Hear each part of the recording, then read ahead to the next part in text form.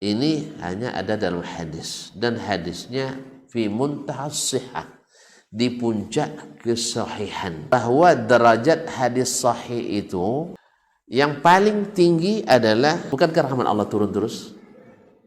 Turun terus kan? Di mana antum tahu? Makanya yang pasti sekarang Allah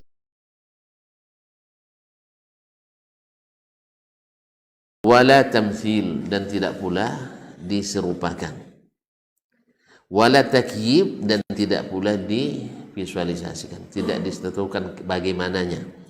Bal yuthbituna ma athbatahu Rasulullah sallallahu alaihi wasallam, tetapi mereka menisbat apa yang diisbat oleh Rasulullah sallallahu alaihi wasallam. Mereka yakini seperti apa yang diyakini oleh Rasulullah sallallahu alaihi wasallam. Wa yantahuna fihi ilaihi, dan mereka kembali kepadanya sallallahu alaihi wasallam. Wa yumirruna al-khabar as-sahih al-warid, dan mereka mengimrar, yaitu mengimrar artinya membiarkan khabar yang sahih itu, memaknai khabar yang sahih itu yang datang menyebutkan sifat nuzul ala zahirihi, menurut makna yang zahir, makna yang zahir, bukan makna yang ditakwilkan. Wa yakiluna ilmahu ilallah, dan mereka menyerahkan ilmu kaifiyatnya kepada Allah. Sebab kalau maknanya zahir, berarti yang ilmu yang dimaksud adalah tentang bagaimananya. Nah, ini pun ditakwil lagi nanti. Kalau dibaca oleh kaum khalaf, ini takwil lagi. Nah, ilmu tentang maknanya. Padahal sudah disebutkan dari makna zahir. Kalau makna zahir berarti maknanya tahu kita. Cuman kaifiyatnya kita tidak tahu. Ma'asyarul kiram dirahmati Allah. Taib. Jelas. Memang terpaksa sedikit-sedikit. Nah, saya ulang kembali. Bahwasanya as-salaf, ashabul hadis, mereka menetapkan apa yang ditetapkan oleh Allah dan Rasulnya. Dalam bab turun, ini hanya ada dalam hadis, dan hadisnya fi muntahas sihah, di puncak kesahihan, karena riwayat Imam Al-Bukhari dan Muslim. Tuan-tuan masih ingat kan? Atau masih lupa juga? Bahwa derajat hadis sahih itu, ulama mustalah menyebutnya ada 7. Yang paling tinggi adalah yang diriwayatkan oleh Al-Bukhari dan Muslim. Di bawahnya yang diriwayatkan oleh Al-Bukhari. Di bawahnya yang diriwayatkan hanya oleh Imam Muslim. Di bawahnya sahih menurut syarat Imam Al-Bukhari dan Muslim. Di bawahnya sahih menurut syarat Imam Al-Bukhari. Di bawahnya sahih menurut syarat Imam Muslim. Dan yang terakhir sahih menurut syarat imam-imam hadis yang lain. Ini tidak hadisnya riwayat Imam Al-Bukhari dan Muslim. Berarti di atas puncak sahih. Artinya tidak ada keraguan padanya. Tidak ada keraguan padanya. Bahwasanya Allah turun setiap malam ke langit pertama. Nah, ahli tawil akan menakwilkan turun rahmat Allah. Ya, apa manfaatnya ditakwilkan dengan rahmat? Bukankah rahmat Allah turun di waktu pagi, turun di waktu siang, turun di waktu sore, turun setiap saat? Jelas tak? Bukankah rahmat Allah turun terus? Turun terus kan? Di mana antum tahu? Rasa-rasanya. Nah, kalau tidak ada ilmu tentu rasa-rasa jadinya kan. Banyak dalil, diantaranya siapa yang berkumpul di rumah Allah, belajar kitab Allah, ya kan? Apa bahasanya? Mereka diliputi ketenangan dan turun rahmat kepada, ya kan? Rahmat lagi. Kapan? Sepertiga malam aja. Terasa kita ngaji larut malam nanti. Ya? Terasa kita ngaji larut malam, karena rahmat hanya turun di sepertiga malam terakhir. Berarti takwil ini batil.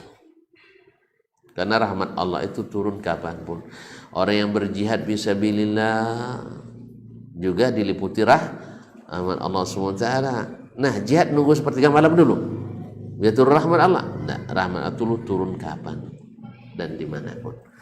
Nah, ketika disebutkan sepertiga malam, Allah tidak menyebut rahmat, tapi menyebut diri. Nabi tak menyebut rahmat Allah, tapi disebutnya Allah sendiri. Jelas ya? Maka mentakwilkannya dengan rahmat adalah takwil yang batin. Jelas? Kalau jelas selesai. Hah? Ini nampaknya rak-rak cemas ya, Ustaz. Alhamdulillah bilang aja jelas supaya selesai. Nah. Jelas? Supaya kita tahu bahwasanya mengisbat ini tidak mesti tajsim seperti yang dituduhkan. Ya, yang namanya tuduhan biasanya bohong. Ya, kita sudah jelaskan bahwasanya kita meyakini Allah turun di sepertiga malam terakhir tanpa tahu kita bagaimana turunnya. Berarti tidak mungkin kita menyerupakan dengan turunnya makhluk. Dan kita tidak pula membayangkan serupa dengan makhluk. Tidak ada. Terus kan laisa kamitslihi syai'un, benar ayat tidak salah. Tapi pemahaman antum terhadap ayat yang mungkin kurang. Kalau ayat ini dipakai dalam semua sifat, maka kita katakan laisa kamitslihi syai'un, kan kamitslihi kembali ke Allah ya. Mithlihi itu kembali ke siapa? Ke Allah. Tidak ada yang serupa dengan Allah. Baik. Kemudian syai'un ke makhluk. Syai'un ke makhluk. Tidak ada yang serupa dengan Allah sesuatu apapun, makhluk manapun. Jelas? Baik. Sekarang kalau menafikan tasbih sifat dengan sifat makhluk, kita katakan laisa kamitsli nuzulihi nuzulun. Tidak serupa turunnya Allah dengan turunnya manapun atau makhluk manapun. Jelas? Nanti akan datang maji, datang. Ya. Kita katakan Allah datang pada hari kiamat. Bagaimananya? Tunggulah kiamat dulu. Ya, kalau nengok juga tunggu hari kiamat dulu. Ustaz ya?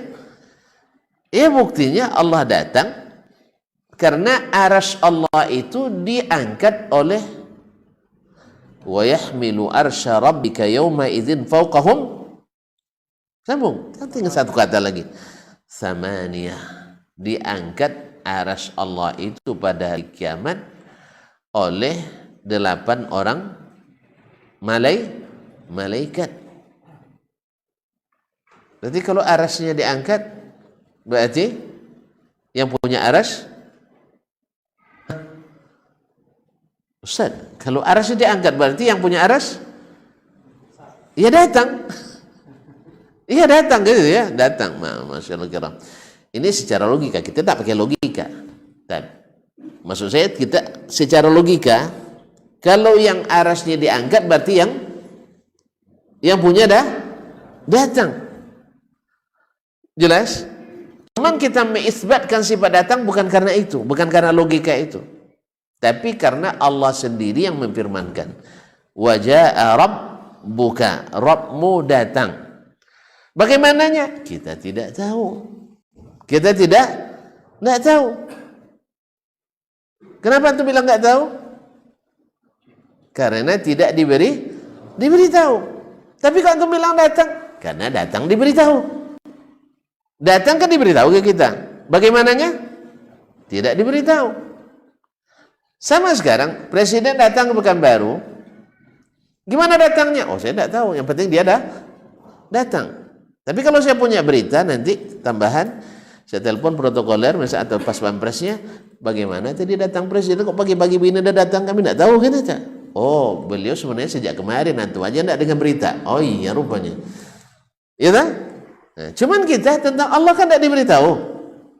Sampai kita tahu. Kalau tidak tahu jangan ngada-ngada. Kalau ngada-ngada pasti kira-kira mungkin pakai jet pribadi, mungkin kan, atau sudah jadi pakai jeans, pakai naik kendaraan jin presiden ke sini katanya. Misalnya, semuanya sebuah kemungkinan antum. Tidak ada yang pasti. Makanya yang pasti sekarang Allah katakan dia dah datang. Kapan? Hari kiamat nanti. Jelas? Nabi katakan Allah turun. Kapan? Sepertiga malam terakhir. Antum tidak usah mikirkan bagaimana menggabungkan sepertiga malam terakhir di sini, di sana, dan sebagainya. Yang antum harus pikirkan bagaimana saya memetik hasilnya. Siapa yang istighfar diampuni, siapa yang berdoa dikabulkan. Nah, cukup. Nah, soal berapa jarak langit ke bumi dan sebagainya, berapa jarak tempuh, itu udah urusan antum. Antum anak tanya aja berapa jam antum ke Padang kemarin. Tidak sempat kita jawab kadang. Oh lupa nengok jam katanya. Ini nak nanya pula berapa jarak tempuh Allah Subhanahu wa taala. Kan tidak berjarak kata antum. Tidak berjarak. Oleh itu kaum muslimin dan muslimat dirahmati Allah Subhanahu wa taala, kita hanya mengimani ini tanpa mentajsim Allah Subhanahu wa taala. Jadi kalau ada menuduh mujassim, berarti dia masuk mengenali akidah salaf melalui saluran khalaf. Kalau sudah saluran khalaf, banyak yang berubah-ubah di dalamnya. Banyak yang berubah di dalamnya. Allahumma musta'an.